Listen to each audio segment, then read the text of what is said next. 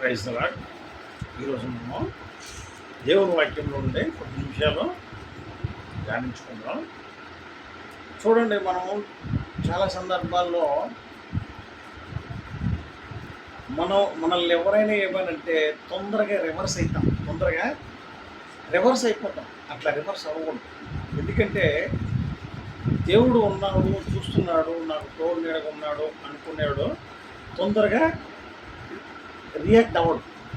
దేవుడే చూసుకుంటారులే, సరేలే అమ్మ, సరేలే బ్రదర్ అనుకుని వెళ్ళిపోతాం. కానీ ఈ వెంటనే కోపం చూపించిస్తే దానికి ఏమైందంటే దేవునికి నువ్వు ఛాన్స్ ఇచ్చినట్టు అవదు. దేవునికి ఎప్పుడైనా మనము ఛాన్స్ ఇవ్వాలి. నీ ప్రతివాదిని లేకపోతే నీ విరోధిని, నీ శత్రువుని నువ్వే పక్కన నోరు జారి ఏదో ఒకటి అనకూడదు. ఎందుకనంటే నీకు ఎప్పుడైతే నువ్వు దేవుని యందు భయభక్తులు కలిగి ఉంటావో ఆటోమేటిక్గా దేవుని కాపుదల నీకు ఉంటుంది. నువ్వు వద్దనుకున్నా ఉంటుంది. కాబట్టి నువ్వు కొన్ని సందర్భాల్లో ఎలా ఉండాలంటే దేవునికి ఛాన్స్ ఇచ్చేటట్టుగా ఉండాలి. అంటే నా దేవుడు చూసుకుంటాడులే, నేను ఎందుకు గొడవ పడ్డామా అని చెప్పేసి సైడ్ అవ్వాలి. కొంచెం శాంతియుతంగా ఉండాలి. నాకు బలం ఉంది కదా, నేను హీరోను కదా, నిన్ను కొట్టేస్తాను అని అంటే లాభం లేదు. అక్కడ గొడవ ఎక్కువ అవుతుంది. సో అది ఎక్కడైనా సరే, మనం సువార్తలకు వెళ్ళినప్పుడు కానీ, లేకపోతే మనం ఎక్కడైనా వాక్యం చెప్పినప్పుడు కానీ, ఏదో పాటలు పాడినప్పుడు కానీ ఎంతోమంది ఆటంకాలు ఉంటాయి. సైతాన్ని గాడు క్రియేట్ చేసిన ఆటంకాలు. అలాంటప్పుడు మనం ఏంటంటే నోరు జారకుండా చాలా జాగ్రత్తగా కూల్గా చెప్పాలి. ఎందుకంటే చాలా సందర్భాల్లో యేసయ్య కూడా దేవుని వాక్యం కూడా చెప్పడానికి వెళ్ళేటప్పుడు ఆయన కూడా చాలామంది మా ఊరిని విడిచిపెట్టి వెళ్ళిపోయాడు బాబు అని మహాప్రభు అని బతిమాలుకుంటారు. వేసుకోండి, సాక్షాత్ దేవుని కుమారుడైన యేసుప్రభునే బతిమాలుకుంటారు జనాలు. సో అలాంటప్పుడు ఏంటంటే దేవుని వాక్యాన్ని ఎప్పుడైతే వద్దనుకుంటారో వాళ్ళు ఎక్కడున్నట్టు నరకానికి టికెట్ని రిజర్వేషన్ చేసుకుంటున్నట్టు. అది అర్థం చేసుకున్నాను. వాళ్ళతో గొడవ ఆడకూడదు. మనం ఏం చేయాలి, సరే బాబు మేము చెప్పాల్సింది చెప్తాము, మీరు వినకపోతే మీ కర్మ, సరేలేండి అనుకొని వెళ్ళిపోవాలి. అంతేగాని గొడవ ఆడకూడదు. గొడవ పెంచడం వల్ల నువ్వు చెప్పడానికి బదులు, నువ్వు మంచి చెప్పడానికి వెళ్ళిన బదులు చెడు జరిగిపోతాడు. సో అందుకని కొన్ని సందర్భాల్లో దేవునికి వదిలేయాలి. అదే చూడండి, ఎందుకు దేవుడు అన్నీ చేయగలుగుతాడు. దేవుడు రోషం గల దేవుడు, పరాక్రమం గల దేవుడు, భయంకరుడు. ఆయనతో పెట్టుకొని జీవించడం ఎవడి వరమా కాదు, ఎవడి తరము కాదు. దేవునికి విరోధంగా ఉండే బ్రతికి పట్టకడతాను అనుకున్నాడు ఎవరు కూడా చూడలే చరిత్రలో, మనం చూడబోము కూడా. సో అందుకనే చాలా జాగ్రత్తగా ఉండాలి. దేవుడు అనేటప్పుడు మనము అవతలోకి అర్థం కాలేదు కాబట్టి మనం అర్థం చేయడానికి చూసినా వాళ్ళు వినలేదంటే వదిలేయాలి. లిమిట్, దేవుడా నువ్వే చూసుకొని వదిలేయాలి. వాళ్ళతో మనము గొడవ పెట్టుకోవడానికి ట్రై చేయకూడదు. చూడండి, అదే విషయం నహూం ఓల్డ్ టెస్టమెంట్లో నహూం 1వ అధ్యాయం 2, 3, 4 ఎవరైనా చదవండి. యెహోవా రోషం గలవాడై ప్రతీకారం చేయవాడు. యెహోవా ప్రతీకారం చేయము.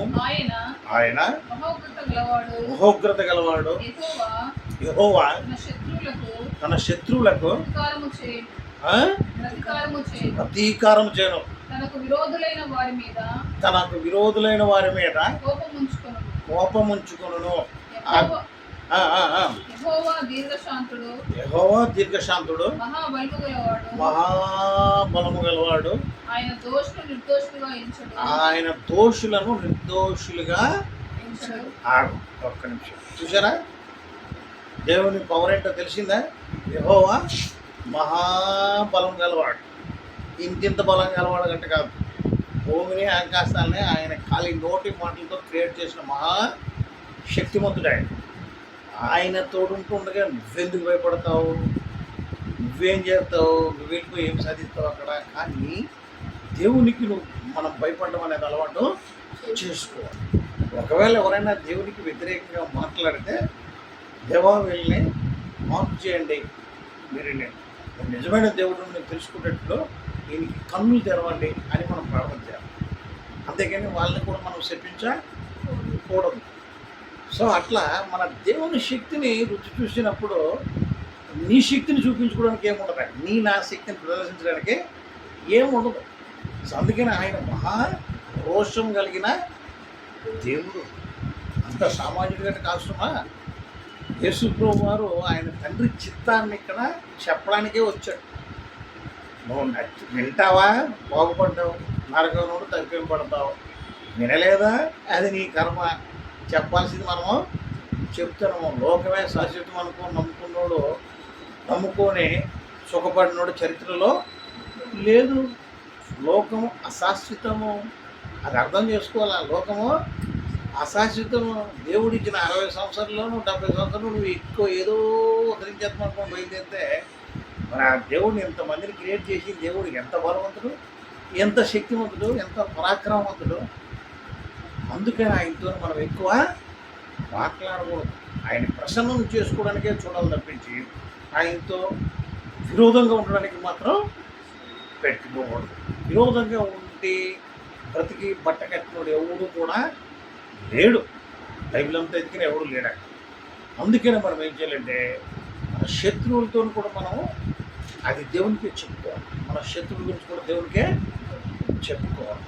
సాధ్యమైనంత వరకు దేవుని చేతిలో పడడానికే మనము ఒప్పుకోవాలి.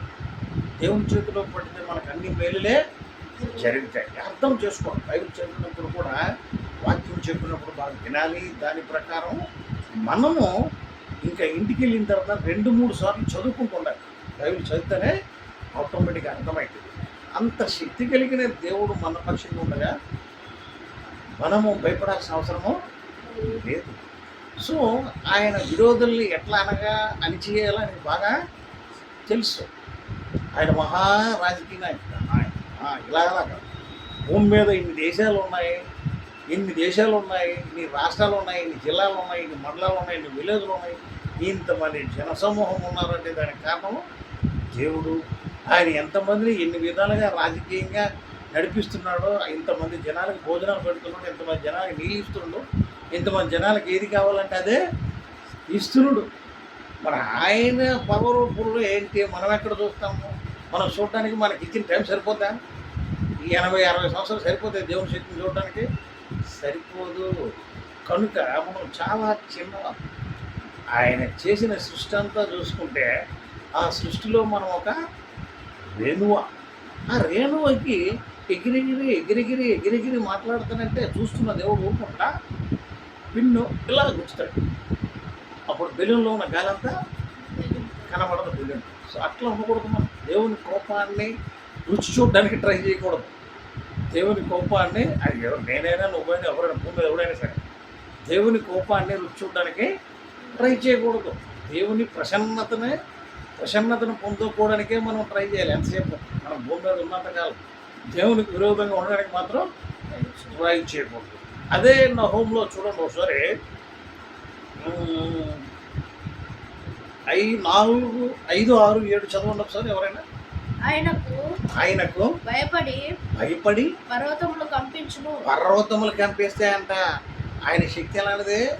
ఆయనకి భయపడి పర్వతాల్లో కంపించిపోతాయంట. నెక్స్ట్ కొండలు కరిగిపోతాయంట. ఆయన సన్నిధిని చూడటానికి కొండలు ఎంత కొండ కరిగిపోతుందంటే నేను ఎంత అందులో. నెక్స్ట్ ఆయన ఎదుట భూమి కంపించును, లోకమును అందరి నివాసులందరూ వణకుదురు. చూసారా? యెహోవా సన్నిధిని లోకమును దాని అందరి నివాసులందరూ యెహోవా సన్నిధిని వణకుతారంట. వనకాలి కూడా. ఎందుకంటే మహా భయంకరుడని యెహోవా, సర్వశక్తి గలవాడు ఆయన. ఆయనకి అసాధ్యమైనది ఏది కూడా లేదు. ఆయన ఉన్నదాన్ని లేనట్టుగా, లేనిదాన్ని ఉన్నట్టుగా చేయడానికి సమర్థుడు ఆయన. సో ఎప్పుడు కూడా ఆయనకి మనం లోబడి ఆయనకి మనకిచ్చిన టైంను మనకిచ్చిన టైంని మనం సద్వినియోగం చేసుకొని ఆయన నిరంతరం మనము మన కుటుంబాలతోనూ, మన వ్యక్తిగతంగా, మన సంఘాలతోనూ, మన దేశంతోనూ, మన ప్రపంచంతోనూ మనం ఏం చేయాలంటే ఆయన్ని స్తుతించి కనపరిచే విధంగా ఇప్పుడు ఉండాలి. అంతేగాని ఆయనకు విరోధంగా ఉండే యాక్షన్ ఎప్పుడు కూడా చేయకూడదు. నెక్స్ట్ ఆయన ఉగ్రతను సహింపగల వాడెవడు? చూసారా, నేను అంటున్నాను, ఆయన ఉగ్రతను సహింపగలవాడేవాడు. ఎవరైనా భూమి మీద ఆయన ఉగ్రతని, ఆయన కోపాన్ని తట్టుకెళ్ళగలవాడు ఎవడైనా ఉన్నాడా అంటే, ఆయన ఉగ్రతని చవి చూడటానికి ఎప్పుడు ఆయనకి టెస్టులు పెట్టకూడదు. ఆయన ఎవరు, ఆయన యెహోవా ఎవడు నీకు తెలియకపోతే తెలుసుకో. తెలియకపోతే వాళ్ళు భూమి మీద ఉన్నప్పుడు ఎవరికైనా తెలియదు, ఫస్ట్ తెలియదు కాబట్టి తెలుసుకో. యెహోవా ఎక్కడ ఉంటాడో, ఎంత బలవంతుడో, ఎంత శక్తివంతుడో, ఆయన నిజమైన దేవుడు కాదో లేదో నువ్వు ఒకసారి బైబిల్ చదివి తెలుసుకో. అంతేగాని నోరు తెలవకంట నోరు ఏది పడితే అది మాట్లాడడానికి ట్రై చేయకు. దేవుని ఉగ్రత వస్తే ఆ ఉగ్రతను తప్పించుకోవడం నీ తరమో నా తరమో కాదు. అలాగే ఆయన నిన్ను కాపాడడానికి చూస్తే నిన్నెవడు ఏమీ చేయలేడు. ఎందుకంటే నేను మళ్ళీ చెప్తున్నా, ఆయన ఉగ్రతని ఎవడూ తట్టుకోలేడు. ఒకవేళ ఆయన నిన్ను రక్షిస్తే, ఆయన నిన్ను రక్షించడానికి కోరుకుంటే, నువ్వు ఎప్పుడైతే ఆయనలో ఉంటావో, ఆయన చిత్తానుసారంగా ప్రవర్తిస్తావో, ఆయన కార్యక్రమాల మీద హోప్స్ పెట్టుకుంటావో, ఖచ్చితంగా నిన్నెవడు కూడా ఏమీ చేయలేడు. ఆయన కాపుతలు ఉంటాడు. సో అందుకని మనము దేవుని మీదే మనం ఆశ పెట్టుకోవాలి. దేవునికి లోబడి బ్రతకాలి, భయం కలిగి జీవించాలి. నెక్స్ట్ చదవము సరే. ఆయన కోపాగ్ని ఎదుట నిలువగలవాడెవడు.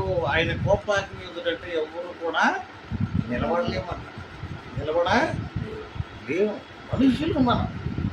మనం ఎంత 2 విరేచనం 2 వాకింగ్స్ అయితే గిలా కొట్టుకుని అలా చూడాలంతే. అందుకని మనం ఎప్పుడు భూమి మీద మనకి ఇచ్చిన దేవుడు ఇచ్చిన టైంలో మన మాటలు కొంచెం తక్కువ ఉండాలి. ఒకవేళ నువ్వు ఎంత పనికిరని యాక్షన్ చేసి సంపాదించినా ఆ సంపాదనకి దేవుడు కంటే ఏమా ఒప్పుకోడు. నువ్వు భూమి మీద ఉండేటప్పుడు మంచి పనులు చేస్తేనే దాన్ని ఒప్పుకుంటాడు. కానీ చెడు పనులు చేస్తాను, నా ఇష్టం వచ్చినట్టు జీవిస్తానంటే దానికి ట్రీట్మెంట్ ఉంది. There is a judgement. So అందుకని మనం దాన్ని భయం కలిగి దాన్ని గుర్తు చేసుకుని భయం కలిగి ఉండాలి. చాలామంది అనుకుంటారు చాలా డబ్బు ఉంది, చాలా బంగారం ఉంది, నా దగ్గర చాలా పెద్ద పదవులు ఉన్నాయి, నన్ను మించిన తోపుడు కానీ ఇంకోటి లేదంటే ఉన్నాడు దేవుడు. నేను ఏం చేసినా సరే నడుస్తుంది, నన్ను ఎవరో గుర్తుపట్టలేరు, నా అంత తెలివైనడు ఎక్కువడో భూమి మీద లేదు అనుకున్నవాడు చాలామంది రాజులు ఉన్నారు. వాళ్ళు ఏమైపోయారు ఇప్పటి వరకు మనకి తప్పలేరు, భూమిలో కలిసిపోయాడు. అందుకనే ఇవన్నీ గుర్తు చేసుకొని చాలామంది చూస్తూ ఉంటారు, వింటూ ఉంటారు. కానీ సైతానగాడు వాళ్ళ కన్నలకి పొరలు కల్పించడం వల్ల అసలు విషయం మర్చిపోయి పనికిరని వేషాలు ఎక్కువ వేస్తూ ఉంటారు. సో అందుకని దేవునికి భయపడి ఎప్పుడు కూడా మనం న్యాయముగా ఉండడానికి మాత్రమే ప్రయత్నించాలి. నెక్స్ట్ చదవమ్మా. ఆయన కోపము అగ్నివలే పారుతుందంట. ఆయన కానీ కోపం తెప్పించామంటే, ఆయన కోపం వచ్చి ఏమవుతుంది? కరోనా వచ్చింది. యేసుప్రభు ఫోటో పట్టుకున్నాను కూడా పట్టుకోండి ఆ రోజు. ఎందుకు? భయం చేస్తానేమోనే భయం. కరోనా పోయింది, దేవుడు అందరం ప్రార్థన చేశారు, కరోనా పోయింది. ఇక్కడ మళ్ళీ తయారయ్యారు, మళ్ళీ జిమ్మిక్లో తయారైపోయింది. అబ్జర్వ్ చేస్తున్నాడు బిడ్డ, జాగ్రత్త గుర్తుపెట్టుకో. తాటా తీసేస్తాడు మళ్ళీ.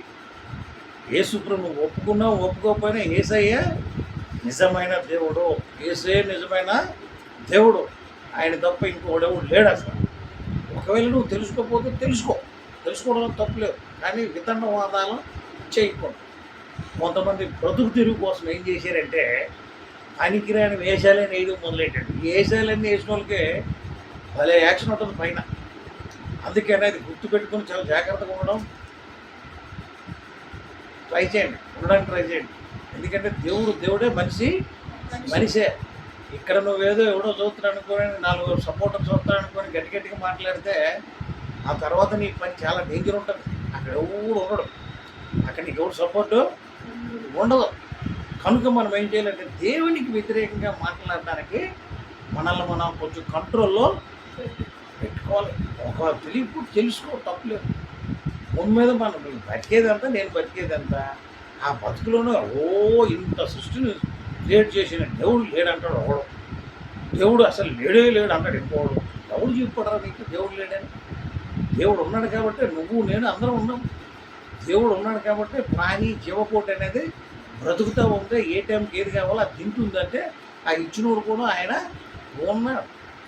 ఉదాహరణకి చిన్న ఎగ్జాంపుల్, దేవునికి దగ్గరేగిందనుకో, వర్షం ఒక 2 సంవత్సరాలు కానీ కురిపించకంటే వదిలేశాడంటే నీ బంగారం నేను రక్షించదు, నీ డబ్బు నిన్ను రక్షించదు, నీ భూములు పుట్టలు నీ బిల్డింగ్లు నిన్ను కాపాడవు, నీ ప్రాణాన్ని. లాస్ట్కి దేవుడు అప్పుడు గుర్తు నీకు వస్తాడు. అంతవరకు చేసుకో. దేవుడు చల్లగా చూస్తేనే వాటికన్నిటికీ విలువ ఉంటుంది. దేవుడు చల్లగా చూడకపోతే ఇప్పుడు నేను చెప్పిన ప్రతిదానికి విలువే ఉంటుంది. 2 సంవత్సరాలు వర్షం లేకుండా చేస్తే ఎవడింట్లో ఆడే సమాధి అయిపోతుంది. అందుకే మనం చాలా జాగ్రత్తగా ఉండాలి. దేవుని గురించి తక్కువ వ్యతిరేకంగా ఉండాలి. అసలు వ్యతిరేకతే ఉండకూడదు.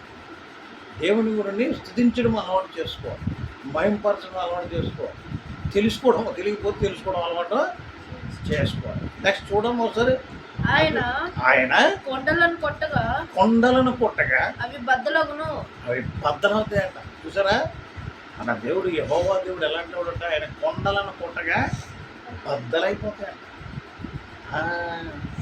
కొండలే పిండి అయిపోతాయంటే నువ్వు నేను ఎంత ఆయనకి. నెక్స్ట్, యెహోవా ఉత్తముడు శ్రమదినమందు ఆయన ఆశ్రయదుర్గము. శ్రమదినమందు ఆయన ఆశ్రయదుర్గమంట. భయపడుకో. చాలా మంది ఎక్కువ ఉన్నారు వాళ్ళు ఎక్కువ ఉన్నారని భయపడుకో. నీకు దేవుడు ఒక్క సహాయం ఉంటే వాళ్ళు ఎవరైనా ఎంత టోలైనా సరే ఏమీ చేయలేరు నిన్ను. ఎందుకంటే సృష్టికర్త నీకు తోడు నీడగా ఉన్నాడు కాబట్టి. అందుకే మనం సృష్టికర్తకి లోబడాలి. అది లోపడటం ఎప్పుడు అలవాటు అవుతుంది? ప్రతిరోజు లోపడాలి. నీవు భూమి మీద బ్రతికే దినాలన్నీ కూడా దేవుడికి లోబడాలి. అది లేకపోతే చాలా కష్టం. నెక్స్ట్ చదువు. తన యందు నమ్మిక ఇంచువారిని ఆయన ఎరుగునట. చూసారా, ఆయన యందు నిజంగా ఎవరైతే భయభక్తులు కలిగి ఉంటారో, నమ్మకం ఉంచుతారో ఆయన బాగా తెలుసంట. సో అందుకని మనం ఏం చేయాలంటే, దేవుడు నన్ను చూడట్లేదు, దేవుడు నన్ను అసలు గుర్తించడం లేదు అనుకునే అవసరమో లేదు. దేవుడు నిన్ను ఖచ్చితంగా గుర్తిస్తాడు. ప్రతి ఒక్కరిని గుర్తిస్తాడు. అందరూ తెలుసు ఆయన. ఎవరు అనుకుంటారు నేను రహస్యమందు చేస్తున్నాను, నేను తలుపు వేసుకొని చేసినాను కాబట్టి దేవుడు చూడట్లేదు అనుకోవచ్చు. నిన్ను అబ్జర్వ్ చేయడానికి నేను అబ్జర్వ్ చేయలేకపోవచ్చు, కానీ దేవుడు ఖచ్చితంగా చూస్తుండదు. కనుక ఆయన ఎంత నమ్మకంతో మనము బ్రతకాలి. నెక్స్ట్, యెహోవా సెలవిచ్చినదేమనగా వారు విస్తార జనమైనను పూర్ణ బలము కలిగి ఉన్నను కోత ఎందైనట్లు వారు కోయబడి నిర్మూలమగు. ఎవరో యెహోవా విరోధులు ఎవరైనా ఉంటే వాళ్ళు విస్తార జనం ఉన్నారని గలగల మాట్లాడి పనికిరాని వేషాలు వేస్తే వాళ్ళకి సుఖమేమీ లేదు. ఎందుకంటే సర్వనాశనం చేసేస్తుంది. ఆయనకి వ్యతిరేకంగా ఉండి మనం ఏమీ చేయలేము.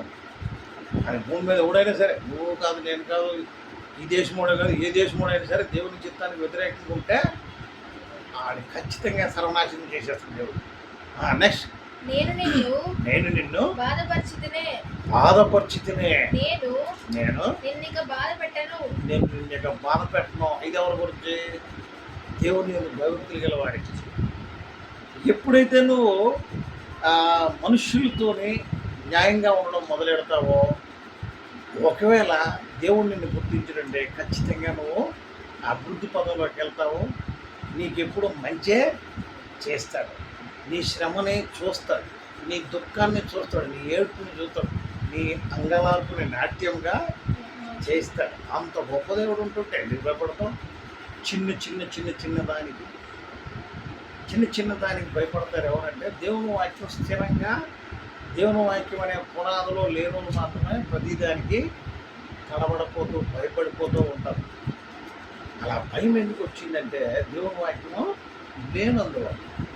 సో ఈరోజు మనము కూడా ఆ స్థితిలో ఉంటే ఖచ్చితంగా మనము మన విశ్వాసాన్ని పరిపూర్ణం చేసుకోవడానికి ప్రతిరోజు దేవుని వాక్యాన్ని చదువుకుంటూ దేవుని వాక్యాన్ని నెమరు వేసుకుంటూ మనకు మన కుటుంబంతో కలిపి యెహోవాని మనము యేసయ్య నామములో ప్రార్థన చేసుకోవాలి, ఆరాధించాలి. అప్పుడే మనకు ఆశీర్వాదాలు మెండుగా దొరుకుతాయి. ఆ విధంగా లేకపోతే భూమి మీద అలాగే దేవుడు నమ్మని కూడా ఉంటారు, బాగా ఉంటారు కొందరు. ఆ తర్వాత ఏమవుతారు? ఇబ్బంది వస్తే విడుదల పొందలేరు. అంతే సంగతి. ఇబ్బందులు అందులోకే వెళ్ళిపోతారండి. అదే దేవుళ్ళు ఉన్నోడికి కూడా ఇబ్బంది వస్తుంది, కానీ ఇబ్బందికే ఇబ్బందిలాగా ఉంటాడు వీడు. కనుక ఇబ్బంది వీటిని జయించలేదు. అందుకని మనము దేవుడి మీద దేవుణ్ణి ఆధారం చేసుకుని ఉండడానికి ట్రై చేయాలి. ఆ విధంగా మనం చేసుకునేటప్పుడు భూమిలో ఉన్న బాధలు, ఇరుకులు, ఇబ్బందులు, వ్యాధులు ఇవన్నీ పెద్ద సమస్యనే అనిపించు. మన దేవుడిని మన యోబు గారిని చూసుకోండి. ఎప్పుడైనా యోబు గారికి ఎన్ని సమస్యలు, ఎంత గొప్పోడిని దేవునిలో ఉన్నాడు, భయభక్తులు కలిగి ఉన్నాడు కాబట్టి అంత గొప్పోడిని చేశాడు. అదే గొప్పోడిని అదే దేవుడు మళ్ళీ అవన్నీ తీసేసిన తర్వాత కూడా ఆయన అదే విశ్వాసంతో ఉన్నాడు, ఆ విశ్వాసం కోల్పోయాడు. మళ్ళీ ఏమైంది? అంత పనికిలేని స్థితిలోకి వెళ్ళిపోయిన వాడు కూడా మళ్ళీ ఏం చేశాడు దేవుడు? మళ్ళీ రెండంతలుగా ఆశీర్వదించాడు. అందుకని మనం ప్రతిదానికి భయపడాల్సిన అవసరమో లేదు. దేవునికి వ్యతిరేకంగా ఉండకూడదు. మనం అర్థం చేసుకోవాల్సింది ఏంటంటే దేవునికి వ్యతిరేకంగా ఉండకూడదు, దేవుని యొక్క భయభక్తితో ఉండాలి. ఇవన్నీ భయభక్తులు కావాలంటే దేవుని వాక్యాన్ని చదవాలి, దాన్ని నెమ్మరేసుకోవాలి, దైవ చిత్తాన్ని గ్రహించి దాని ప్రకారము నడుచుకోవాలి. దేవుని కార్యక్రమాలు వీలైనైతే దేవుని కార్యక్రమాల మీద ఆశ పెట్టుకొని ఉండాలి, చేయడానికి శక్తి తెచ్చుకోవాలి. ఇదే దేవుడు మనల్ని కోరుతాడు. మనకిచ్చిన ఈ సమయంలో, కొద్ది సమయంలో నీకు నాకు ఎంత ఇచ్చడం మనకు తెలియదు. కానీ మన పుట్టిన డేట్ అనేది గుర్తుంటుంది, డెత్ డేట్ మనకి అది ఎవరి చేతిలో ఉంటుంది? దేవరాశి ఆయన చేతిలో ఉంటుంది. సో అందుకని మనం ఏం చేయాలి? అది రాకముందే మనం దేవుడిని ప్రసన్నము చేసుకోవాలి. అప్పుడు భూమి మీద ఉన్న ఈ ప్రాబ్లమ్స్ అన్నీ మనకు ఎక్కువేమీ కాదు. దేవుని వైపు చూస్తే ఏ ప్రాబ్లం కూడా నీకు పెద్ద ప్రాబ్లం అనిపించదు.